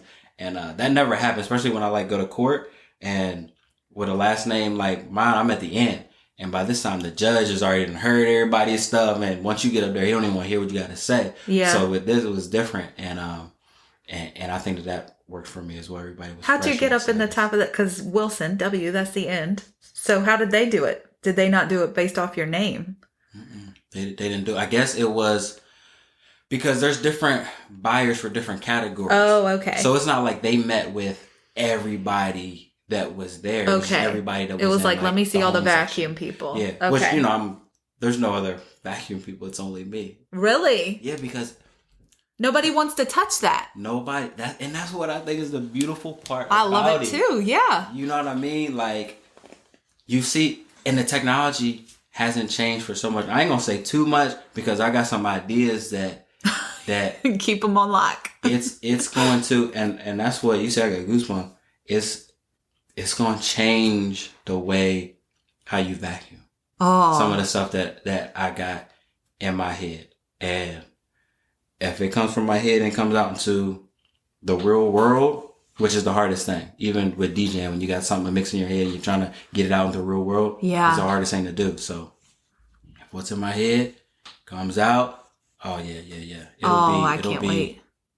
This interview will be great. That's another thing that the dude that said, he said, I like working with brands that's just starting that relationship with an early brand. You know what I mean? Because that's how everything starts. You know, most things, so like maybe a bigger company buys them or something, but it just starts small. Yeah. Like Apple, like your computers, just start small. You know what I mean? Yeah. And to be able to get and talk to somebody in these come up stages. Yeah. Oh man, that's what I love. That I love like a documentary or a come up story, man. Oh, like, me too. That's it for me. And I could be in one of those situations. Yeah. If everything comes out how it's supposed to, how I think it's supposed to, how I believe it's gonna happen. So we'll see. Well, and that's where you build that really solid support foundation. Mm-hmm. 1,000 strong. You get 1,000 true followers, then you're not going to fail. You're going to do great. You're going to keep going. And you can't do that if you're already big. You got to do that. That's why I don't care what my views are. Yeah. I see a consistent number and I'm like, those are my people. Yeah. They're here every week listening. Those are my people. And I know it's only going to build on that. And of course, this isn't all I do because I have clients and see people in person. And those are my people too. That's true. That solid calendar that I got, the people that are coming every month or every week, they're my people. I feel like there's so much more I could talk to you about, but that's why you're just going to have to come back. Definitely. Because so to close us out, what nuggets... Do you have any on the spot? Do you have any really good golden nuggets on the spot? I think your listeners, they're probably going to have to listen to the whole thing and discover the nuggets because everybody want, the piece of gold just sitting out on top, but it don't happen that way. Oh, yeah. Well, and here's the other thing too, is somebody's going to hear something and it's going to resonate, and then somebody else is going to hear something completely different and it's going to resonate. That's true. I like that too. Well, that's why we were just letting it flow. Right. And kind of letting whatever come out. Because it's not like this is a how-to. There's no way I could give like a how-to how to do this. But I don't know. I think the biggest thing, probably my biggest nugget out of all of them is, man, I'm a spiritual man. I've just been trusting God. Yeah. You know what I mean? Yeah. A lot of how the things have kind of flowed and worked for me, I can only give the glory. But if I had to narrow down to one thing is I don't look at anything almost as an obstacle. Yeah. Or a problem. I feel like everything is working for me. Yeah. You know what I mean? Or it will work for me. Even if it, to the surface or to the eye, it doesn't look good. And now even time when something comes up, and this takes time to get to the mindset, but when things come up, that's like an obvious problem. Say for instance, like the ABS or something light came on in my car out of nowhere, and I thank the Lord for the problem. You know what I mean? Thank you for this problem because it'll give me a chance to either learn more about the car or I get to see some of God's glory. It's actually fixed now, but I want to fix it yesterday. And it actually happened when I was just doing a basic tire rotation, and I noticed the speed sensor was a little clip in it, a little cut on the wire. So I replaced it, and I was all fixed up. Yeah. And instead of being like, looking at that issue and be like, oh man, what's this gonna cost me? You know, if we go down a rabbit hole, what's this gonna cost me? Man, I might as well go get a new car, throw this whole one away. You just never know what it is, you know what I mean? But just taking a step back and being like, this might work for me. Right. And 9 times out of 10, probably more than 9 times out of 10, it wind up does, man. Yeah. You'll get something out of it. There's always something that you can get out of it. So like I said, long story short, like any problem that comes up or what seems like a problem, I don't look at it off the bat as a problem. I look at it out as something, this might be setting me up for something even better. So I can't even be mad at this situation. And I think that's why, like, I don't know, I've been able to be really more stress free because of when you take all the problems out your life, there's no problems. Right. There's still stuff, but it's just how you view it. Yes, it's your perspective on it, and then knowing that it'll get handled. I mean, can you think of any type of problem that you've probably had maybe a month ago? It's probably not even a problem any longer. Right. Or it started out as a problem, but then it might have turned into something that you wouldn't even have thought of doing, and it worked out for you. Yeah. It's just a mindset, but making sure that everything works for me, and most of the time it does. Whatever it is. Yeah. I think actually you might have said that to me. Can I share with you one of your own nuggets that you probably don't even remember? Yeah, please do. And we can maybe finish on this one.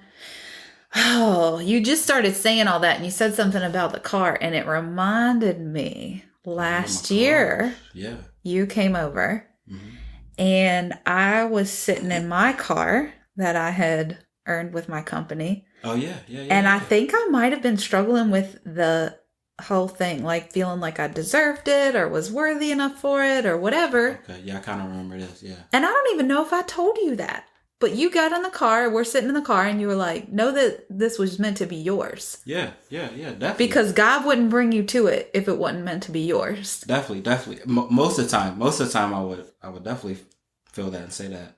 I think that's what you said. Yeah. And even though I didn't keep it, it still was meant to happen.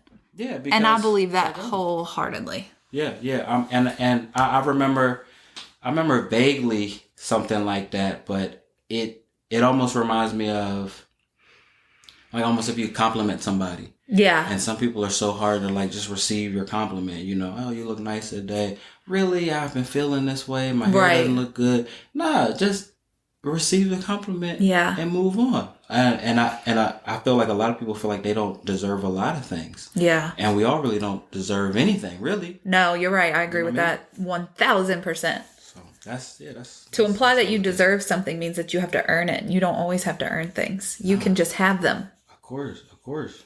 Like you don't have to earn. You don't deserve love. You don't have to earn love. You just we just get love. Period. Yeah. And that doesn't neglect us, you know, trying to do our best and trying to go out here and do things for ourselves. Yeah.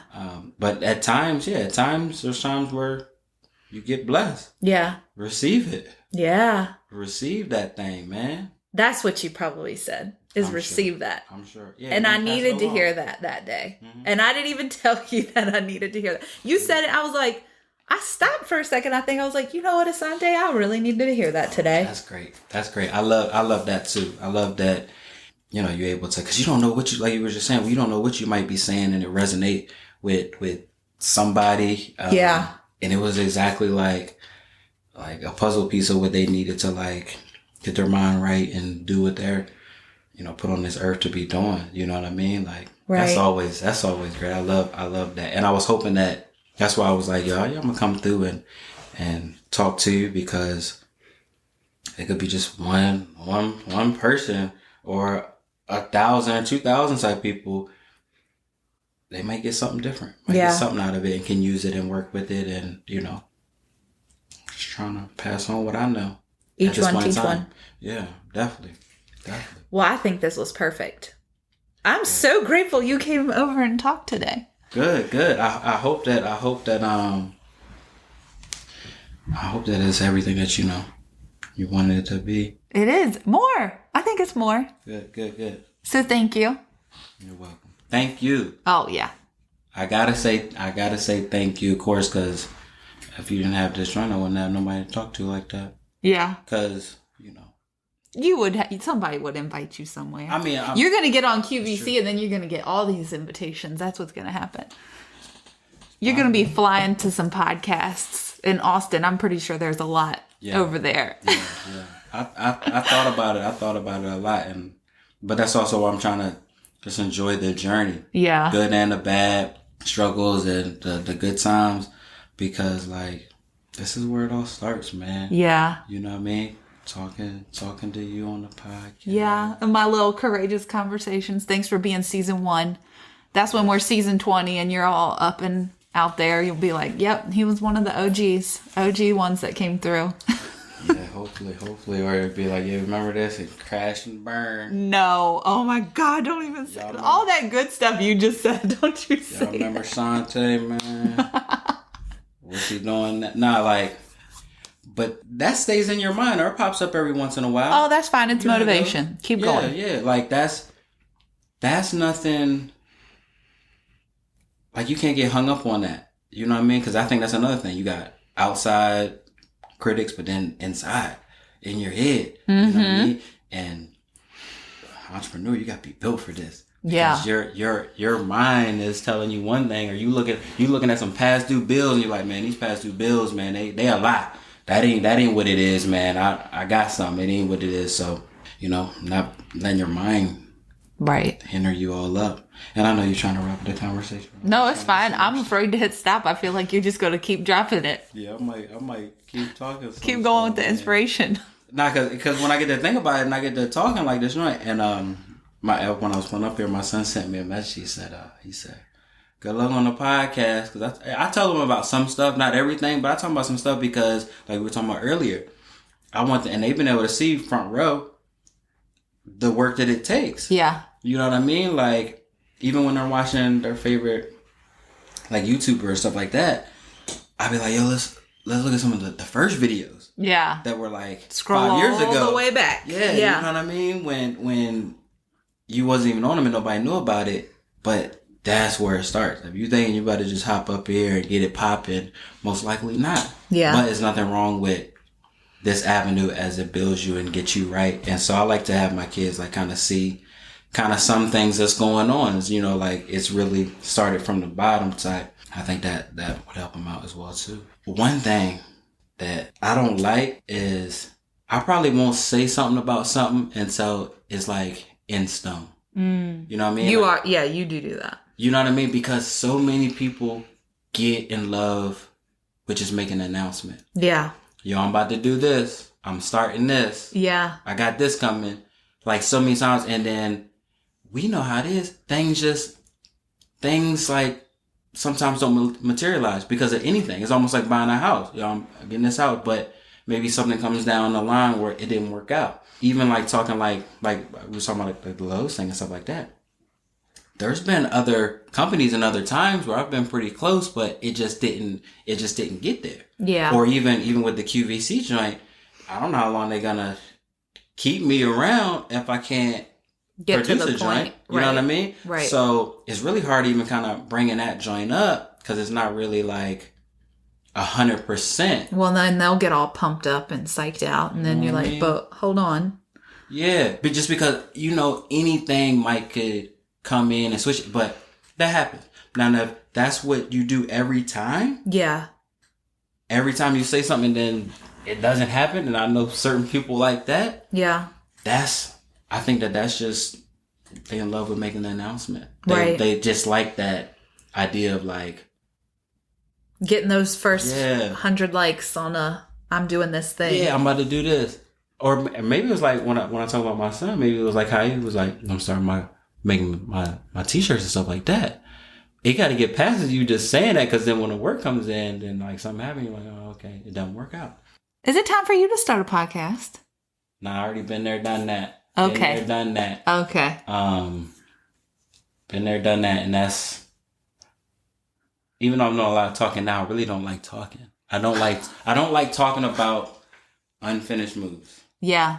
If that makes any sense. No, I know you don't. That's why I'm glad you're here. Yeah. Because I was like, man, I was thinking about that this morning. I was like, what's he going to say? Because I know he don't like talking about unfinished business. Yeah, I almost came up here and just told you about everything, like past stuff, because that's what. No, I think it's good to give a snapshot of where you are. Yeah, and even if it shifts and changes, I think it's just how it's supposed to. So yeah, it still falls back on. I mean, I know I'm not in love with making announcements, so if it's something that, what I'm saying, are trying to work at, and if something comes up, it doesn't happen, it is what it is, And like I said before, I mean, people want to talk about it, they talk about it. It is what it is. Yeah. But hopefully it'll give a little bit more insight on the journey, and of course it will resonate, and somebody could get something useful up out of it. Because, like I said, I'm still here scrapping and digging and trying to figure it out and trying to make it work. Yeah. And if I know something, I learn from a lot of people's mistakes, so why wouldn't I try to help somebody else learn from some of mine? Yeah. Because it definitely made a lot of mistakes. Well, that's why. Okay. So that's great right there to end on, because that was perfect. And that is why I have this podcast. Courageous Conversations. Let's talk about the hard part, because it ain't always easy. All right, Asante. I'm hitting stop now, so don't you say nothing good. Okay, I'll try not. All right, my friend, I hope you enjoyed listening to this conversation. If you did, be sure to share it. We would love a little shout out. You can tag us on Instagram. My handle is @lifewithmandy_, and Asante's is Jarvis_vacuums. That's JARVIS. And you better know how to spell vacuums. Okay, that's all for today. I hope you have a wonderful week, and I will talk to you again very soon. Bye now.